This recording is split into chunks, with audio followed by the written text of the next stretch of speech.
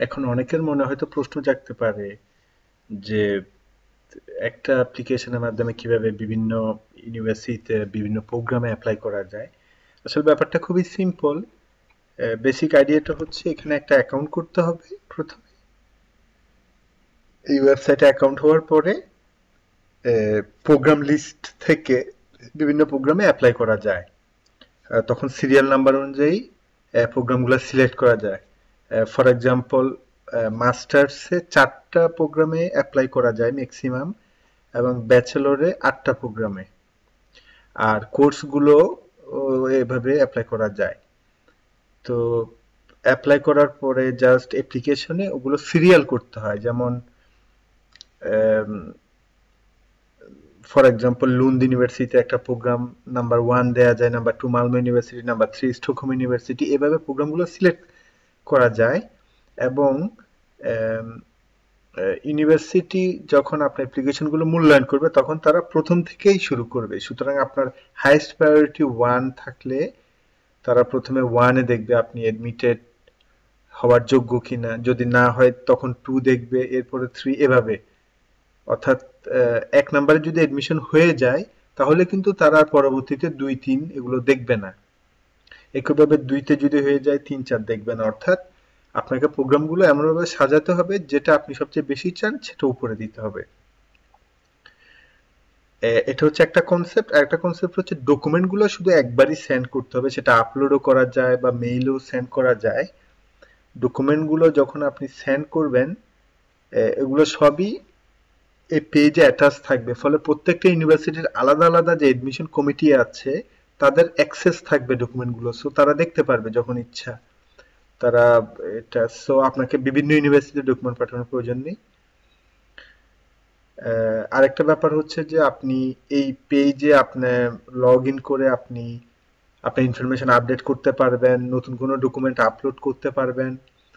আর এডমিশনের প্রসেসের বিভিন্ন পর্যায়ে বিভিন্ন ইউনিভার্সিটি যদি আপনার সাথে কোনো প্রয়োজন হয়, কথা বলার প্রয়োজন হয়, আপনাকে মেসেজ করবে, এখানে আপনি মেসেজগুলো দেখতে পারবেন।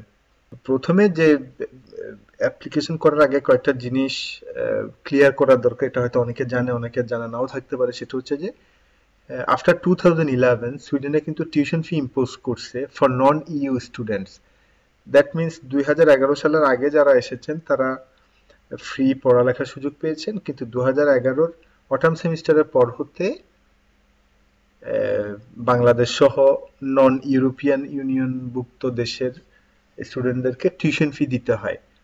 এবং সুইডেনের টিউশন ফিটা মূলত পার ইয়ার 10,000 পাউন্ড, ইউরোর মতো। 10,000 ইউরো বাংলাদেশি প্রায় আনুমানিক 10 লাখ টাকার মতোই। তো এটা একটা বিষয় আপনাদের জেনে রাখা উচিত। একটা বিষয় হচ্ছে যে অ্যাপ্লিকেশন ফিও কিন্তু সাথে দিতে হয়, যদিও একটা অ্যাপ্লিকেশন ফি, যেহেতু আপনি অনেকগুলো প্রোগ্রামে একটাই অ্যাপ্লিকেশনের মাধ্যমে অ্যাপ্লাই করতে পারবেন। অ্যাপ্লিকেশন ফি হচ্ছে 900 সুইডিশ ক্রোনা, সেটাও অ্যারাউন্ড 9-10 হাজার টাকা বাংলাদেশি। সো এই অ্যাপ্লিকেশন ফি কিন্তু রিফান্ডেবল না। তার মানে আপনি যখন অ্যাপ্লাই করবেন আপনাকে অবশ্যই 900 ক্রোনা, সুইডিশ ক্রোনা ফি দিতে হবে। এখন আপনার যদি এডমিশন হয় বা না হয়, যাই হোক না কেন, আপনি এই টাকাটা ফেরত পাবেন না। সেটা হচ্ছে আপনার প্রথমে চিন্তা করতে হবে যে 9-10 হাজার টাকা আপনার বেসিক ইনভেস্ট। এরপরে যখন আপনি এডমিশন হবে তখন আপনাকে ফার্স্ট সেমিস্টারের টাকা, সেটা 4-5 লাখ টাকা যাই হোক, প্রথম সেমিস্টারের টাকাটা আপনাকে পে করতে হবে। এবং এই পেমেন্টগুলো অ্যাপ্লিকেশন ফি এবং টিউশন ফি পেমেন্টগুলো সবগুলো আপনি এই অ্যাকাউন্টের মাধ্যমে করতে পারবেন। ইউনিভার্সিটি এডমিশন ডট এসি ওরা এখানে আপনাকে লিঙ্ক দিবে কিভাবে আপনি পেমেন্ট করবেন। আপনার ব্যাংক কার্ডের মাধ্যমে মূলত ইজি, কার্ডের মাধ্যমে সাথে সাথে পে করা যায়, বা ব্যাংকের মাধ্যমেও করা যায় যদি ব্যাপারটা অনেক জটিল এবং বাংলাদেশে থেকে আসলে মূলত অনেক প্রবলেম হয়। অনেকগুলো ব্যাংকে এই সিস্টেমটা নাই, অনেকগুলো ব্যাংক এই সম্পর্কে জানেই না। অনেক অনেক ব্যাংকে গেলে বিভিন্ন হ্যারাসমেন্টের মুখোমুখি হতে হয়। তো যাই হোক, আমরা শুরু করি। আপনি প্রথমে যেটা করতে হবে, আপনাকে একটা অ্যাকাউন্ট করতে হবে। তো অ্যাকাউন্ট করার জন্য আমরা এখানে লগ ইন বাটনে ক্লিক করলাম। যেহেতু আমার অলরেডি একটা অ্যাকাউন্ট আছে, বাট আমি তারপরও ফ্রম দ্য বিগিনিং দেখাচ্ছি। ক্রিয়েট অ্যাকাউন্ট, সো ক্রিয়েট অ্যাকাউন্টে যখন আমরা যাব, এখানে আমরা দেখতে পাচ্ছি যে দুইটা অপশন আছে। একটা হচ্ছে যে যাদের সুইডিশ পাসপোর্ট নাম্বার আছে তাদের জন্য একটা অপরচুনিটি, আর যাদের সুইডিশ পাসপোর্ট নাম্বার নাই, যেহেতু পাসপোর্ট নাম্বারটা বাংলাদেশিদের নাই,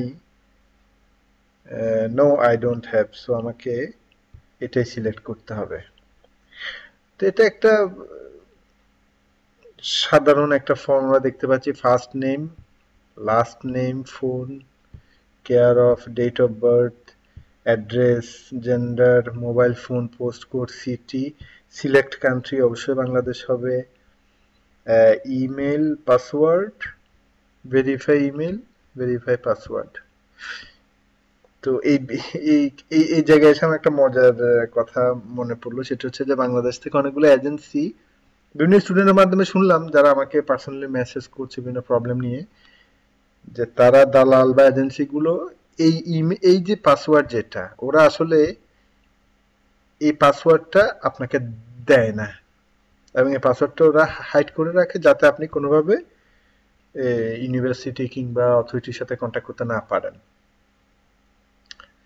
তো যাই হোক, এখানে আমরা ভেরিফাই করবেন ইমেল, পাসওয়ার্ড ভেরিফাই করবে, I would like to receive information, আপনি দিতেও পারেন মার্কেটিং পারপাস, নাও দিতে পারেন।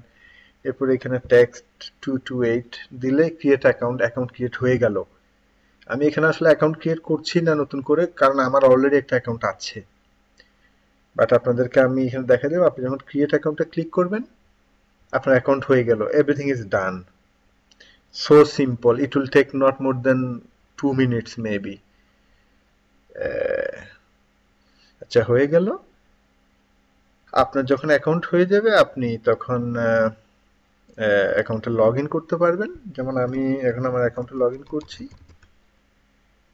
ইমেল দিয়ে লগ ইন করা যায় বা পাসওয়ার্ড নাম্বার দিয়ে করা যায়, আমি আপাতত ইমেল দিয়ে করছি।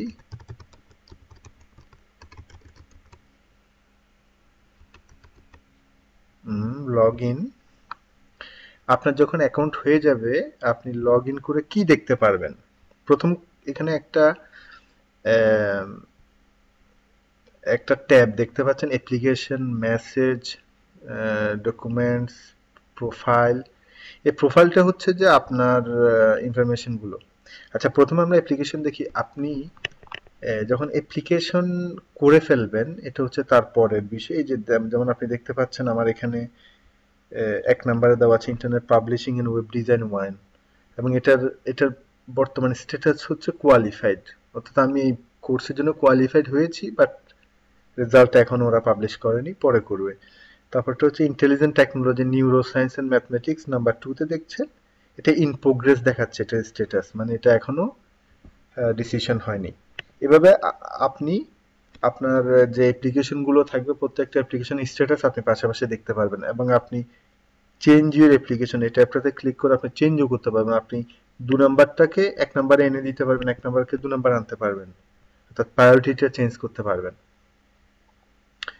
কিভাবে অ্যাপ্লাই করবো আমরা সেটা আপনাকে আমি পরে দেখাচ্ছি। আমি আপাতত একটা অ্যাকাউন্টে কি কি জিনিসগুলো থাকে ওটা আমরা দেখছি।